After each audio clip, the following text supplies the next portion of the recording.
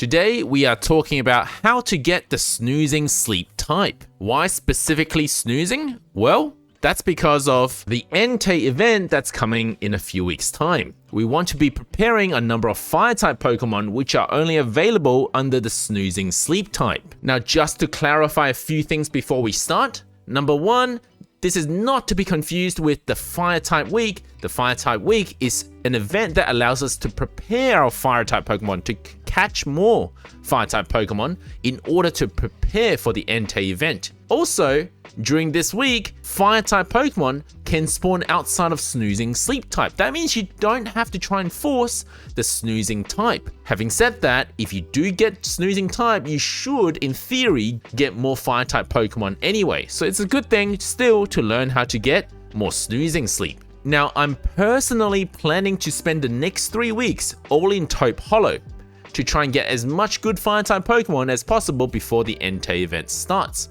But if you don't feel like spending 3 weeks in Taupe Hollow, I would suggest that if you had to choose, spend the latter 2 weeks at Taupe Hollow before the Entei event rather than the first week after the Flower Festival. And the main reason is, well, Vulpix is releasing on the 6th of May. Meaning that you can't encounter Vulpix in the week prior anyway, so why not spend the 6th and the 13th of May at Taupe Hollow to catch your Vulpix and other fire types at the same time. But if you do decide to go to Taupe Hollow in the week before Vulpix releases, that's fine as well. That's what I'm going to do, but you're going to need to try and get more snoozing outside of this fire event week, because fire-type Pokemon aren't going to spawn unless you've got snoozing sleep type. And there's one more clarification I want to make before we even talk about the strategy, just to avoid any confusion. There is a difference between the sleep type and the percentages that you get of that sleep type. For example, you can get 20% dozing, 38% snoozing, 42% slumbering, and despite having all this slumbering, you still get the dozing sleep type, the overall sleep type. The terminology is actually quite weird on this end. I personally prefer to call this the sleep type or the sleep style. You might find me say it interchangeably. The sleep style though, we usually use it to refer to the Pokemon sleep style. So this one's the human sleep style. Whereas this one here, I prefer to call it the sleep mode. It just sounds about right to me. But in terms of what the game calls it, this one's a bit weird. I had to dig through the game manual to find this, but the game calls it a sleep stage. The 3 sleep stages to determine the sleep type. So you might find me saying sleep mode and sleep stage interchangeably. So this diagram here is how I've decided to call the 2 different mechanics in the game. And it's very important to distinguish the 2 things, and that's because just by having a high amount of a certain sleep mode doesn't mean you get that sleep type. And the reason is that the game takes your current session and compares it to your average to determine your overall sleep type, which will then determine what species of Pokemon that you get from the sleep research session. The exact mathematical model behind how this is decided, the sleep type is decided, to my knowledge, is still unknown. But if anyone from like the math cord knows or have any studies on it, let me know, ping me, and I'll be happy to talk about it in another video. What I do know though, is that you can estimate what your actual average is. And it's as simple as scrolling through your sleep data and going to the last known balanced sleep type and having a look at what you normally do, what the game thinks your average is, what your normal is. So for example, here you can see that I mostly slumber at about 72%. And there's a 28% snoozing, so anytime I get a little bit of dozing, there's a very good chance the game will decide, like in this case here, that I'm a dozing sleep type for this session. As you can see, my dozing sleep mode is significantly higher relative to the average. Now, if you are just starting the game though, then you may not have an average data, so the game will take the global average and then compare your sleep data with that to determine your sleep type. So while this video is about how to get that snoozing sleep type, we're actually talking about how to maximize your snoozing sleep mode so that you have a higher chance to get snoozing sleep type. But in truth, what you really need to do is that if there's a specific week that you need the snoozing sleep type, then your previous several weeks, you should be trying to get as much slumbering and dozing sleep types as you can, so that the game thinks your average is a lot of slumbering and a lot of dozing, so that during that week, you're going to get more snoozing. That is probably more effective than you just trying to force snoozing for an entire week, because then the subsequent days and weeks, you're gonna find it more and more difficult to keep getting that snoozing type.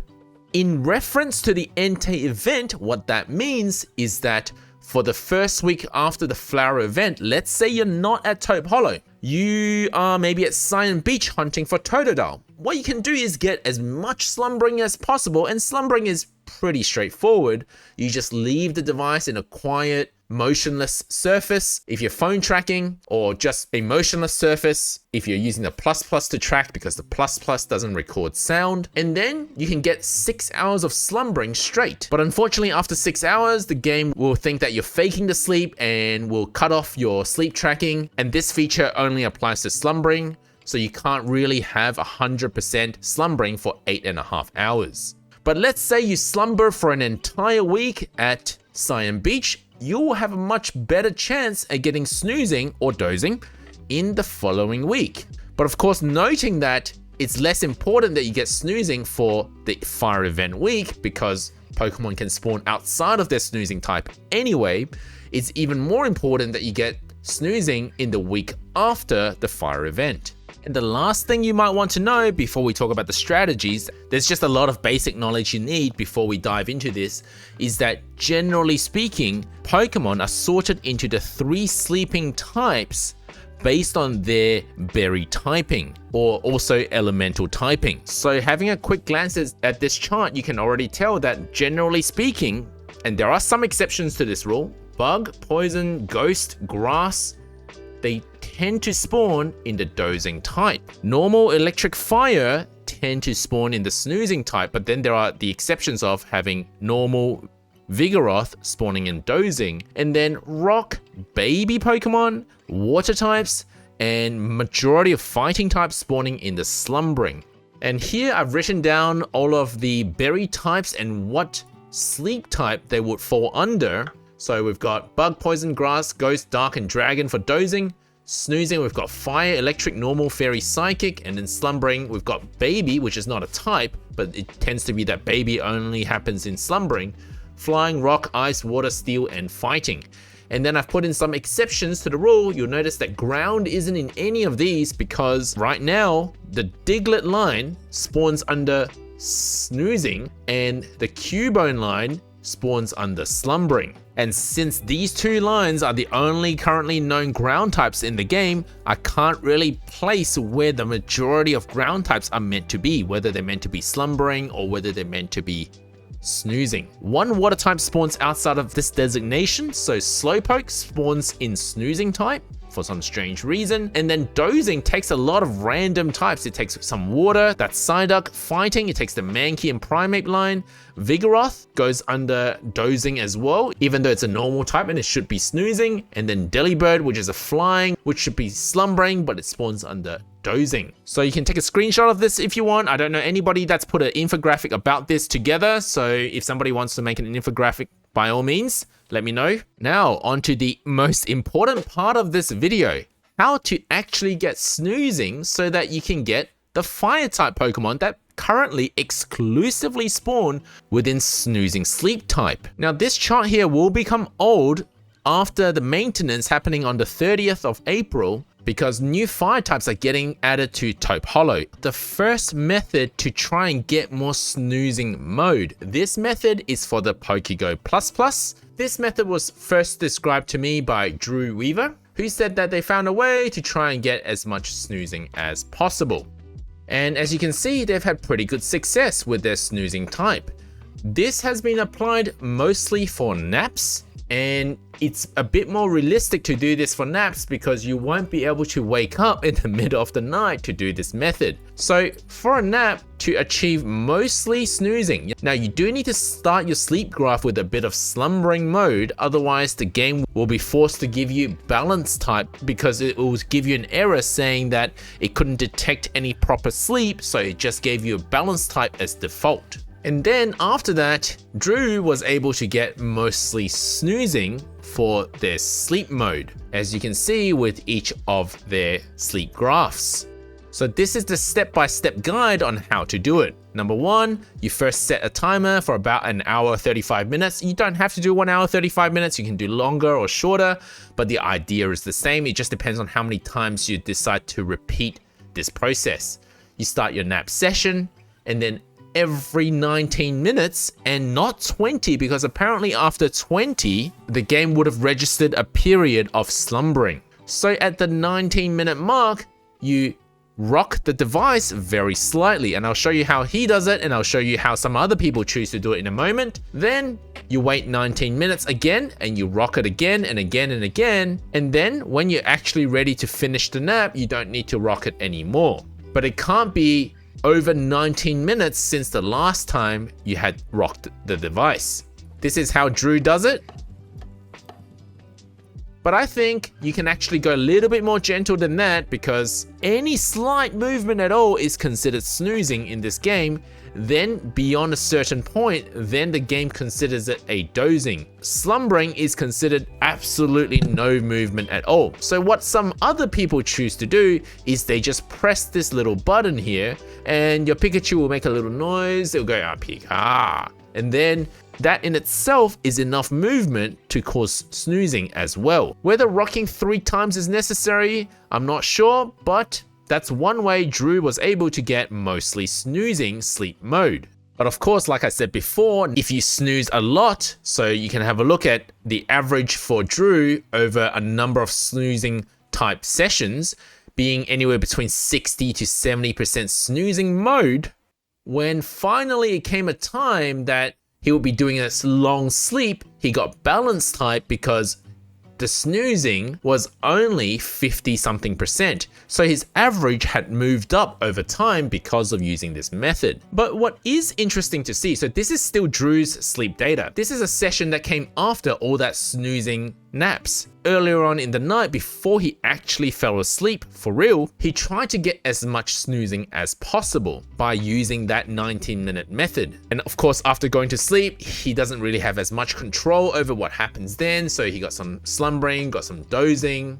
But what is interesting to see is that he was still able to largely affect the outcome by getting mostly snoozing overall because of the early flicking, ultimately still giving him a balanced type, and therefore still a chance to encounter fire types. Subsequent to that, in order for Drew to continue to get snoozing types, he had to do over 70% snoozing, otherwise the game would consider that not enough and either give him a slumbering, balance, or dozing type. And you can see that he still successfully got the snoozing sleep type. Using that 19-minute method does have one little issue, is that sometimes you can end up with a bit of slumbering at the end. What you can do is that instead of waiting 19 minutes before you finishing the tracking, is you finish it well within the 19 minutes. So let's say your last rocking within about 10 minutes of when you actually end sleep. So the sequence may look something like this instead. Now, hypothetically, you could use this method for phone tracking as well. You just have to be aware that with phone tracking, it also tracks sound. So if you're coming into the room to rock the device, you can't be making too much noise on the way in or out, or maybe utilizing noise is how you're going to make more snoozing in the sleep graph. Now, because I don't personally use phone tracking, I can only give you the advice that other people have given me. So what some people do is, in order to achieve 100% snoozing, they put their phone next to something that makes a very light amount of noise throughout the entire session. And it could also work for both nap and your long sleep session, as long as you start with a bit of slumbering. So for example, no noise for about 20 minutes, and then you do this. So what you can do is put your device next to a fan, which makes a very light amount of noise throughout the entire session. Now, if it's 100% snoozing, truly 100% snoozing, the game may give you an error. And I'm going to use this screenshot from Cabigon, which says we're unable to determine a sleep type because a great deal of body movement was detected. Basically, there was no slumbering at all. And the chart will look something like this. Now, thankfully, in these situations, it will count the entire sleep graph so for example, in this case, Cabigon started at 3:20 and ended at 5 o'clock. It did end up counting pretty much the entire sleep graph up until the starting point of the last dozing. But the game will force to a default balance type. So make sure you start with some slumbering if you're doing this kind of method. Now, the third tip I have for you guys is if you do move a lot, generally speaking, so you actually don't have much slumbering at all, you do have mostly dozing and snoozing, then what you can do is instead of putting the device, no matter whether it's the Pokego Plus Plus or your phone, where it normally sits, you put it a bit further away. Now, a bit is relative, of course. Some people say the other side of the bed, if no one's sleeping on that side, of course, or just where it normally is, but further away, maybe twice the distance or 1.5 times the distance. In which case, the device will inevitably record less movement compared to your usual, which usually means more snoozing and less dozing. But this would only work if you don't normally have a lot of slumbering. Because if you have a lot of slumbering normally, what you're doing is you're basically giving the device no movement at all the entire time, and you either hit the 6 hour slumbering limit or you just end up getting slumbering sleep type. Now, this next method is described by EatChew from my Discord with the help of Huabin and SR Balance. This one only applies to iOS, and it uses a very specific problem that iOS has for this game anyway. So it seems that with the iOS system, the game has a problem recording your sleep movements or using the microphone when you're not actually in the app. So you've not actually got the app open. So let's say you've got it minimized. So this is how it works. What EatChew does in order to get snoozing for a significant amount of time is they first start tracking and then leaves it on a flat surface for about 15 minutes and not touch it at all, no noises, because we want to start with the slumbering as usual. Otherwise, you're gonna get a forced default balance sleep time. Then they gently lift the phone. So not too hard. If you lift very fast and hard, you might end up with dozing, but they gently lift it. And as they lift it, they switch out of the game. What's interesting is the game will then lock in that movement for a certain amount of time until you open the game again. So what they do, and I'm not actually 100% sure why this is necessary, but they open Spotify or any app that can play sound in order for the microphone icon and on the dynamic island to turn off. Now, I don't use iOS, so I don't exactly understand the meaning behind this. But I think what it means is it will force Pokemon Sleep to stop recording using the microphone, and thereby truly forcing the app to decide that, yep, we're just going to stick with the last known data point, which was a snoozing data point from you lifting up the phone, and apply it for the entire period until you open the game again. Now, of course, you got to be extra careful here that the game doesn't close in the background. So for older phones or phones that overheat, that can be a problem. Sometimes certain phones will force close certain apps to make space for other things to run. So what EatChew does is they close every other app except the game after the microphone icon is turned off. Now that in itself should be enough if you're just doing an app, and then when you come back to the device, you open the app and then you end sleep. But if you decide to use this method for your long sleep as well, which you can, and then just before you go to sleep, you open the app again, and then you track as normal. That means that at least for the starting part, and before you go to sleep, for the starting part of this method, you're going to get mostly snoozing. There is a note here from EatChew that says you should rest your phone for another 15-20 minutes before you actually end tracking. And they say that bad things could happen if you immediately end your session. That's related to the fact that the game takes the first moment you last reached dozing as the endpoint. So if you successfully do this method to get snoozing through that entire time that the game was minimized, this shouldn't be a problem. But if you happen to pick up the phone in a dozing way, then you're gonna have an issue. You probably end up with only 20 minutes of tracked session. And that's because how the game actually decides when it ends is the last time that you hit dozing, but the first moment of it. So for example, there's 2 peaks here. The game will choose this angle of the graph, which is 5:02, and you can see that in this session it didn't count up to 5:04 because any time of dozing that happens beyond that last point of dozing will not be counted. So if the entire time you are actually tracking dozing, well, there's a problem. Not only are you going to get a lot of dozing mode, which is not the point of this video, we're trying to get snoozing. But what will happen is, let's say that this chart has a very long yellow line of dozing up to this point, and it goes down to snoozing or slumbering. It will take the endpoint as around 4 PM, which is a lot shorter than what you would have expected the track time to be. So this note doesn't matter as long as you manage to do snoozing type the whole time. But it does matter if you accidentally track dozing instead. And just to show you guys what it looks like when each chew actually uses this method, you can see that they first started with slumbering. So this is very controlled. Slumbering, they lifted their phone, got that snoozing, locked it in, and then held that snoozing for several hours, then opened the game. This is the point where each chew normally starts sleeping. And when he first started sleeping, he went straight to dozing, but this part is not within their control because they're asleep. But you can see that at least they managed to get mostly snoozing. So how quickly does each chew pick up that phone? Let's take a look. We have an actual video from each chew for doing this. So this is how each chew does it. As you can see, it's a very gentle lift, and then they open Spotify to play some music in order to force the microphone to turn off. And you can see that they've gone and closed all of their unrelated apps to make sure that the phone has enough capacity to just keep Pokemon Sleep running. So if you still have questions about how to get more snoozing, let me know in the comments section below, or you can come over to my Discord. There is now a sleep topic under sleep topics, which is specifically targeted at how to get snoozing to help you guys out with getting more fire type Pokemon specifically for the Entei event. But of course you could use this method any other time as well if you're after snoozing type Pokemon. Thank you for watching guys. Don't forget to like, subscribe and join the channel.